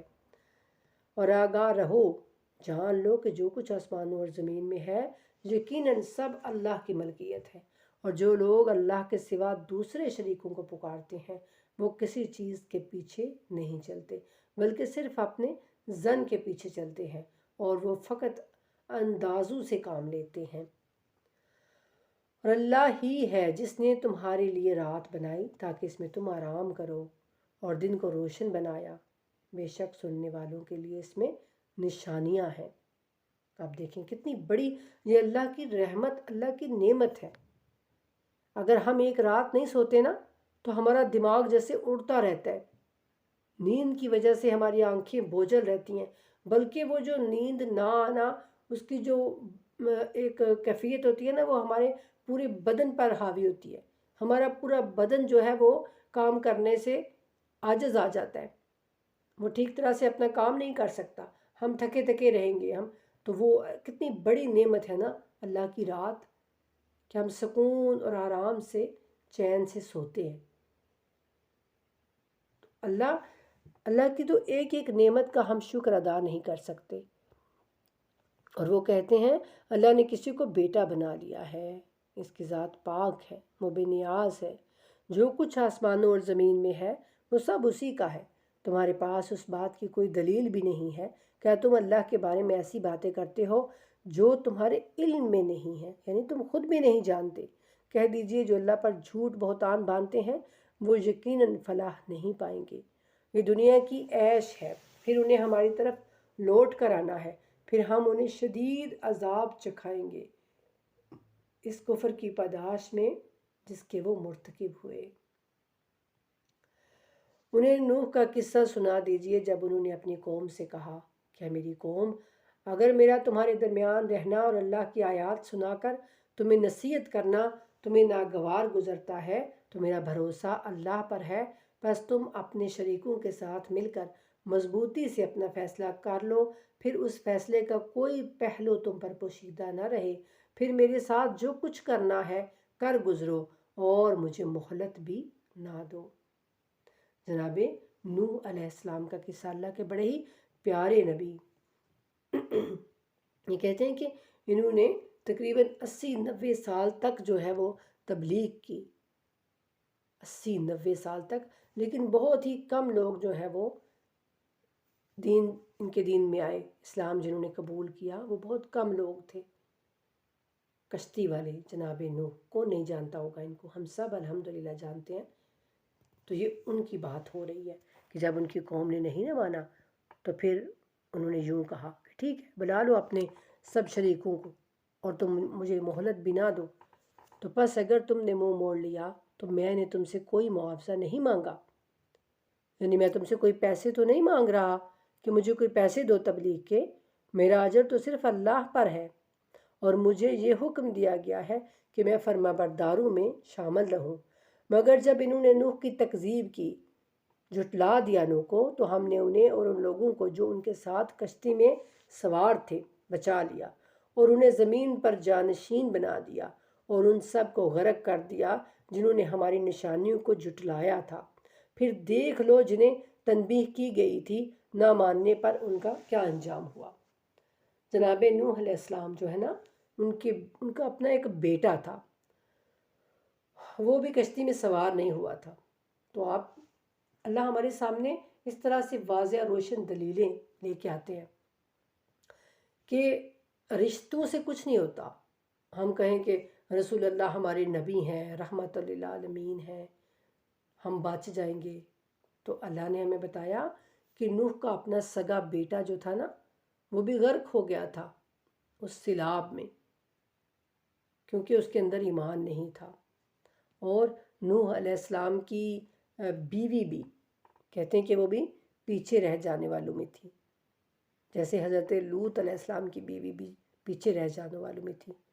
تو پھر نوح کے بعد ہم نے بہت سے پیغمبروں کو اپنی قوم کی طرف بھیجا، پس وہ ان کے پاس کھلی نشانیاں لے کر آئے، مگر وہ جس چیز کی پہلے تکذیب کر چکے تھے اس پر ایمان لانے والے نہ تھے۔ اس طرح ہم حد سے تجاوز کرنے والوں کے دلوں پر مہر لگا دیتے ہیں۔ پھر ان کے بعد ہم نے موسیٰ اور ہارون کو اپنی نشانیوں کے ساتھ فرعون اور اس کے درباریوں کی طرف بھیجا، تو انہوں نے تکبر کیا اور وہ مجرم لوگ تھے۔ پھر جب ہمارے ہاں سے حق ان کے پاس آیا تو کہنے لگے، بے شک یہ تو صریح جادو ہے۔ موسیٰ نے کہا، جب حق تمہارے پاس آیا تو کیا اس کے بارے میں یہ کہتے ہو کہ کیا یہ جادو ہے؟ جبکہ جادوگر تو کبھی فلاح نہیں پاتے۔ وہ کہنے لگے، کیا تم ہمارے پاس اس لیے آئے ہو کہ ہمیں اس راستے سے پھیر دو جس پر ہم نے اپنے باپ دادا کو پایا ہے، اور ملک میں تم دونوں کی بالادستی قائم ہو جائے، یعنی تمہاری اور تمہارے بھائی ہارون کی حکومت قائم ہو جائے، اور ہم تو تم دونوں کی بات ماننے والے نہیں ہیں۔ اور فرعون نے کہا، تمام ماہر جادوگروں کو میرے پاس لے آؤ۔ جب جادوگر حاضر ہوئے تو موسیٰ نے ان سے کہا، تمہیں جو کچھ ڈالنا ہے ڈالو۔ یہ ہم پیچھے بھی ابھی پڑھ کے آئے ہیں سارا قصہ۔ جب انہوں نے ڈالا تو موسیٰ نے کہا، جو کچھ تم نے پیش کیا ہے وہ جادو ہے، اللہ یقیناً اسے نابود کر دے گا، اور بے شک اللہ مفسدوں کے کام نہیں سدھارتا، اور اللہ اپنے فیصلوں سے حق کو ثابت کر دکھاتا ہے، ہوا مجرموں کو ناگوار گزرے۔ چنانچہ موسیٰ پر ان کی قوم اپنی قوم کے چند افراد کے سوا کوئی ایمان نہ لایا، فرعون اور اس کے سرداروں کے خوف کی وجہ سے کہ کہیں وہ انہیں مصیبت سے دوچار نہ کر دیں، کیونکہ ملک میں فرعون کی بالادستی تھی اور وہ حد سے بڑا ہوا تھا۔ اور موسیٰ نے کہا اے میری قوم اگر تم اللہ پر ایمان لائے ہو تو اسی پر بھروسہ کرو اگر تم مسلمان ہو۔ بس انہوں نے کہا ہم نے اللہ پر بھروسہ کیا ہے، اے ہمارے رب ہمیں ظالموں کے ذریعے آزمائش نہ بنا اور اپنی رحمت سے ہمیں کافر قوم سے نجات عطا فرما۔ اور ہم نے موسیٰ اور ان کے بھائی کی طرف وہی بھیجی کہ مصر میں اپنی قوم کے لیے مکانات مہیا کرو اور ان اپنے مکانوں کو قبلہ بناؤ اور نماز قائم کرو اور مومنوں کو بشارت دو۔ یعنی ہو سکتا ہے کہ وہ فرعون کی وجہ سے نمازیں بھی یعنی مسجدوں میں نہیں ادا کر سکتے ہوں، تو اللہ نے کہا کہ اپنے مکانوں کو ہی قبلہ بناؤ اور اپنے گھروں میں ہی نمازوں کو قائم کرو۔ اور موسیٰ نے عرض کی اے ہمارے رب تو نے فرعون اور اس کے درباریوں کو دنیاوی زندگی میں زینت بخشی اور دولت سے نوازا ہے۔ ہمارے رب کیا یہ اس لیے ہے کہ یہ لوگ دوسروں کو تیری راہ سے بھٹکائیں؟ ہمارے رب ان کی دولت کو برباد کر دے اور ان کے دلوں کو سخت کر دے تاکہ یہ لوگ دردناک عذاب کا سامنا کرنے تک ایمان نہ لائیں۔ اللہ نے فرمایا تم دونوں کی دعا قبول کی گئی، بس تم دونوں ثابت قدم رہنا اور ان لوگوں کے راستے پر نہ چلنا جو علم نہیں رکھتے تھے۔ تم دونوں کون؟ جناب موسیٰ علیہ السلام اور ان کے بھائی ہارون علیہ السلام۔ وہ ان دونوں سے اللہ تعالیٰ مخاطب ہو رہے ہیں۔ اور ہم نے بنی اسرائیل کو سمندر سے گزار دیا تو فرعون اور اس کے لشکر نے سرکشی اور زیادتی کرتے ہوئے ان کا تعاقب کیا، یہاں تک کہ جب فرعون غرق ہونے لگا تو کہنے لگا میں ایمان لے آیا کہ اس ذات کے سوا کوئی معبود نہیں جس پر بنی اسرائیل ایمان لائے اور میں مسلمانوں میں سے ہو گیا ہوں۔ یعنی جب وہ ڈوبنے لگا، غوطے کھانے لگا، جب اس کو پتہ چل گیا کہ اب میں بچوں گا نہیں، تو اس نے کہا کہ شاید جب میں موسیٰ کے رب پہ ایمان لے آؤں تو ہو سکتا ہے میں بچ جاؤں، میری جان بچ جائے۔ تو تب اللہ کی طرف سے کیا جواب ملا اس کو؟ جواب ملا کہ اب ایمان لاتا ہے جب تو پہلے نافرمانی کرتا رہا اور فسادیوں میں سے تھا، بس آج ہم تیری لاش کو بچائیں گے تاکہ تو بعد میں آنے والوں کے لیے عبرت کی نشانی بنے، اگرچہ بہت سے لوگ ہماری نشانیوں سے غافل رہتے ہیں۔ اللہ کہتے ہیں کہ میں تجھ کو اب موت دے دوں گا لیکن تیری لاش کو ضائع نہیں کروں گا، اسے لوگوں کے لیے عبرت بناؤں گا۔ اور کہتے ہیں کہ آج بھی وہ دنیا کے کسی میوزیم میں پڑی ہوئی ہے اس کی فرعون کی ممی۔ اور بے شک ہم نے بنی اسرائیل کو خوشگوار ٹھکانے فراہم کیے اور انہیں پاکیزہ رزق سے نوازا، پھر انہوں نے اختلاف نہیں کیا یہاں تک کہ ان کے پاس علم آ گیا۔ آپ کا رب قیامت کے دن ان کے درمیان یقیناً ان باتوں کا فیصلہ کرے گا جن میں یہ لوگ اختلاف کرتے رہے ہیں۔ اگر آپ کو اس بات میں کوئی شبہ ہے جو ہم نے آپ پر نازل کی ہے تو ان لوگوں سے پوچھ لیں جو آپ سے پہلے کتاب پڑھ رہے ہیں، بے شک آپ کے رب کی طرف سے آپ کے پاس حق آ چکا ہے، لہٰذا آپ ہرگز شک کرنے والوں میں سے نہ ہوں اور ہرگز ان لوگوں میں سے نہ ہوں جنہوں نے اللہ کی نشانیوں کی تکذیب کی، ورنہ آپ نقصان اٹھانے والوں میں سے ہو جائیں گے۔ جن لوگوں کے بارے میں آپ کے رب کا فیصلہ قرار پا چکا ہے وہ یقیناً ایمان نہیں لائیں گے، اگرچہ ان کے پاس ہر قسم کی نشانی آ جائے جب تک کہ دردناک عذاب نہ دیکھ لیں۔ اور کیا کوئی بستی ایسی ہے کہ بر وقت ایمان لائی ہو اور اس کا ایمان اس کے لیے سود مند ثابت ہوا ہو سوائے قوم یونس کے؟ سبحان اللہ۔ اللہ تعالیٰ فرعون کے بارے میں وہ ساری بات بتا کے کہ موت کے وقت اس کا ایمان لانا اس کے لیے سود مند ثابت نہیں ہوا، لیکن اب اللہ جناب یونس کی قوم کا جو ہے وہ واقعہ بیان کر رہے ہیں کہ ان کے لیے بس وہ سود مند ثابت ہوا تھا۔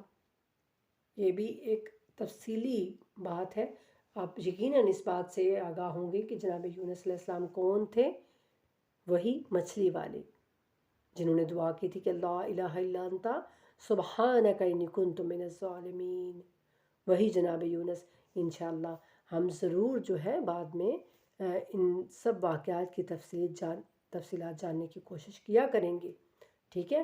ابھی اصل میں چاہتی ہوں کہ 1 گھنٹے سوا گھنٹے میں جب ایک پارہ ہمارا جو ہے وہ کمپلیٹ ہو جایا کرے۔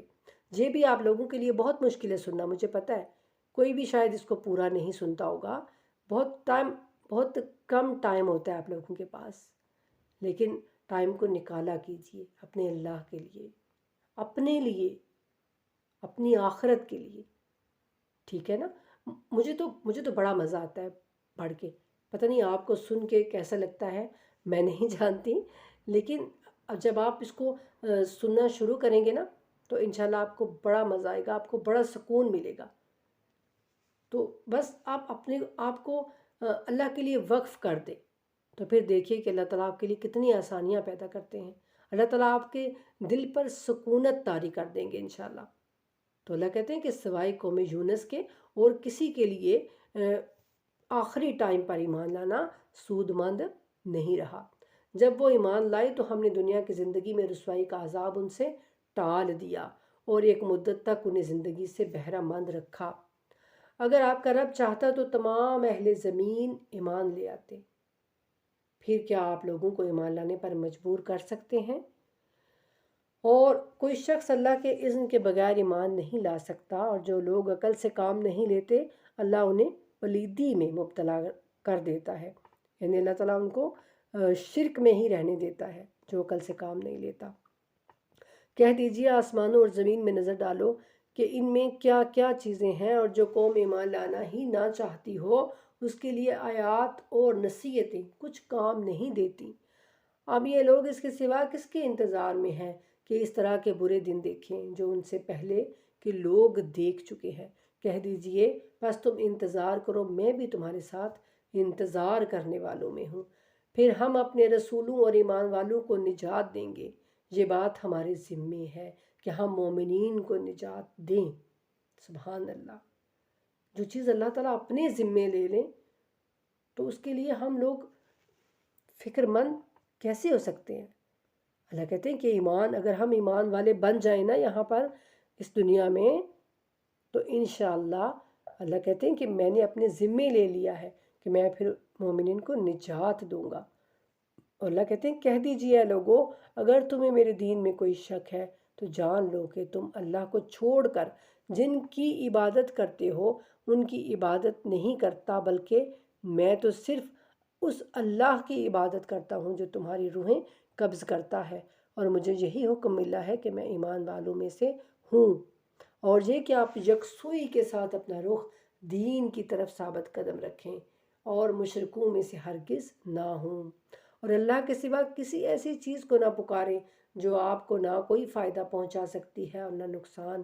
اگر آپ ایسا کریں گے تو یقیناً آپ ظالموں میں شمار ہو جائیں گے۔ یہ آپ دیکھ رہے ہیں آیتوں کا تبادلہ اور آیتوں کا آپس میں ربط دیکھ رہے ہیں آپ سارا۔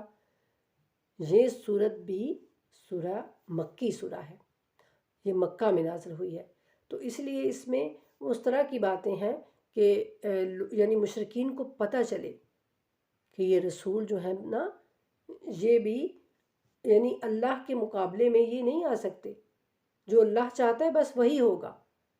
ایسا نہیں ہے کہ رسول کچھ اور چاہیں اور اللہ کچھ اور چاہے اور وہ ہو جائے جو رسول چاہ رہے ہیں اور اللہ جو چاہ رہا ہے وہ نہ ہو، ایسا نہیں ہو سکتا، بلکہ ہوتا وہی ہے جو اللہ چاہتا ہے۔ یہ اللہ تعالیٰ مشرکین کو بتانا چاہتے ہیں۔ اور اگر اللہ آپ کو کسی تکلیف میں ڈالے تو اس کے سوا کوئی نہیں جو اس تکلیف کو دور کرے، اور اگر اللہ آپ سے بھلائی کرنا چاہے تو اس کے فضل کو روکنے والا کوئی نہیں۔ وہ اپنے بندوں میں سے جس پر چاہتا ہے فضل کرتا ہے، اور وہ بڑا بخشنے والا رحم کرنے والا بھی ہے۔ دیکھا نا آپ نے اس طرح کی آیتیں، یعنی بڑی ہی سخت آیتیں کہ مشرکین کو پتہ چلے کہ اللہ کی قدرت کتنی ہے، اللہ کی طاقت کتنی ہے، اس کے سامنے کوئی بھی جو ہے وہ کھڑا نہیں ہو سکتا، چاہے وہ اس کا پیارا رسول ہی کیوں نہ ہو، اس کے مقابلے پہ یعنی کوئی نہیں کھڑا ہو سکتا۔ ہاں عاجزی کے ساتھ اس کے سامنے انکساری کے ساتھ اگر آپ دعا مانگیں تو پھر ہے کہ آپ کی تکلیف ٹل جائے۔ اللہ یہ کہتے ہیں، اور یہ ساری آیتیں ظاہر رسول اللہ صلی اللہ علیہ وآلہ وسلم کے اوپر جو وحی نازل ہوتی تھی تو آپ وہ سب مشرکین کو پڑھ کے سناتے تھے کہ دیکھو اللہ مجھے بھی یہ کہہ رہا ہے، تو تم کس کے بچار رہے ہو؟ تم کس طرح پھر بتوں کی پوجا کر لیتے ہو؟ تم کس طرح دوسروں کو اللہ کا شریک ٹھہرا لیتے ہو؟ اور کہہ دیجیے اے لوگو بے شک تمہارے رب کی جانب سے حق تمہاری طرف آ چکا ہے، پس جو کوئی ہدایت حاصل کرتا ہے تو اپنی ذات کے لیے، اور جو گمراہی اختیار کرتا ہے تو وہ بھی اپنی ذات کو گمراہ کرتا ہے اور میں تمہارا ذمہ دار نہیں ہوں۔ اور اے نبی، آپ کی طرف جو وحی بھیجی جاتی ہے اس کی پیروی کریں اور اللہ کا فیصلہ آنے تک صبر کریں، اور وہ بہترین فیصلہ کرنے والا ہے۔ الحمدللہ سورہ یونس ہمارا جو ہے وہ مکمل ہوا۔ آگے اس کے سورہ ہود، یہ بھی مکی سورہ ہے۔ بنام خدائے رحمان و رحیم، الف لام را۔ سورہ یونس بھی الف لام را سے شروع ہوا ہے، اور یہ بھی الف لام را۔ یہ وہ کتاب ہے جس کی آیات مستحکم کی گئی ہیں۔ پیچھے کیا تھا کہ یہ وہ کتاب ہے کہ جس میں نصیحتیں ہیں لوگوں کے لیے، جس کے اندر ہدایات ہیں، اور یہاں یہ آتا ہے کہ جو مستحکم کی گئی ہیں، پھر ایک بار حکمت باخبر ذات کی طرف سے تفصیل سے بیان کی گئی ہیں کہ تم اللہ کے سوا کسی کی عبادت نہ کرو، میں اللہ کی طرف سے تمہیں نصیحت کرنے والا اور بشارت دینے والا ہوں، اور یہ کہ اپنے رب سے مغفرت طلب کرو، پھر اس کے آگے توبہ کرو، وہ تمہیں مقررہ مدت تک دنیا میں اچھی متاع زندگی فراہم کرے گا، اور ہر احسان کوش کو اس کی احسان کوشی کا صلہ دے گا۔ یعنی ہر احسان کرنے والے کو اس کے احسان کا جو صلہ ہے وہ اچھا ملے گا، اور اگر تم نے منہ پھیر لیا تو مجھے تمہارے بارے میں ایک بڑے دن کے عذاب کا خوف ہے۔ یہ رسول اللہ کہہ رہے ہیں ہم سب سے کہ دیکھو اگر تم انکار کرو گے تو پھر مجھے خوف ہے اس دن کے عذاب کا تمہارے لیے۔ تم سب کو اللہ ہی کی طرف لوٹ کر جانا ہے، اور وہ ہر چیز پر قادر ہے۔ آگاہ رہو، جان لو، یہ لوگ اپنے سینوں کو لپیٹ لیتے ہیں تاکہ اللہ سے چھپائیں۔ یاد رکھو، جب یہ اپنے کپڑوں سے ڈھانپتے ہیں تب بھی وہ ان کی علانیہ اور پوشیدہ باتوں کو جانتا ہے۔ وہ سینوں کی باتوں سے یقیناً خوب واقف ہے۔ یہ کیا بات تھی؟ یہ جب رسول اللہ صلی اللہ علیہ وآلہ وسلم مکے میں آپ خانہ کعبہ کے پاس جو ہے وہ عبادت کر رہے ہوتے، قرآن پڑھ رہے ہوتے، تو جو مشرکین ہیں وہ اپنے آپ کو اس طرح سے اپنے سر کو جھکا کے اور اپنے چہروں اور اپنے چادر لپیٹ کے، یعنی اپنے ارد گرد، تو آپ کے پاس سے گزرتے کہ آپ کو، یعنی ان کو پتہ تھا کہ یہ حق ہے۔ اگر ہم یہ وہ کلام نہیں ہے جو ہم شاعری کرتے ہیں ابھی وہ سارا کرتے ہیں، تو اگر یہ کلام ہم نے سن لیا تو کہیں یہ ہمارے اوپر جو ہے وہ اثر نہ کر جائے، تو اس لیے وہ اپنے آپ کو لپیٹ کر وہاں سے گزرتے۔ تو اللہ کہتے ہیں کہ یہ اس طرح سے اپنے سینوں کو لپیٹ کر آپ کے پاس سے گزرتے ہیں، تو ان کی کوئی بھی بات مجھ سے چھپی ہوئی نہیں ہے، ان کی علانیہ اور پوشیدہ باتیں سب کو میں جانتا ہوں۔ جو یہ اپنے سینے میں چھپاتے ہیں اور یہ زبانوں سے جو کہتے ہیں، سب کچھ جانتا ہوں۔ ہم وہ کہانیاں پڑھتے ہیں نا کہ رسول اللہ صلی اللہ علیہ وآلہ وسلم نے جب تبلیغ کا کام شروع کیا تو لوگ کہنے لگے کہ ایک جادوگر آیا ہوا ہے، تو ان کی بات نہ سننا، نعوذ باللہ۔ جو کہ ان کی بات سنتا ہے تو وہ اپنے دین سے، اپنے باپ دادا کے دین سے پھر جاتا ہے۔ اور ایسے ہی ایک بڑھیا آپ کو مل گئی تھی جس کا سامان آپ نے اٹھایا تھا، اور وہ سامان جب اٹھا کے تو آپ اس کو چھوڑنے لگے تو اس نے کہا کہ اپنا نام تو بتاتے جاؤ کہ تم اتنے نیک بچے، اتنے اچھے بیٹے کس کے ہو۔ تو جب آپ نے اپنا نام بتایا تو وہ بڑھیا اسلام جو ہے اس نے قبول کر لیا اور وہ ایمان لے آئی۔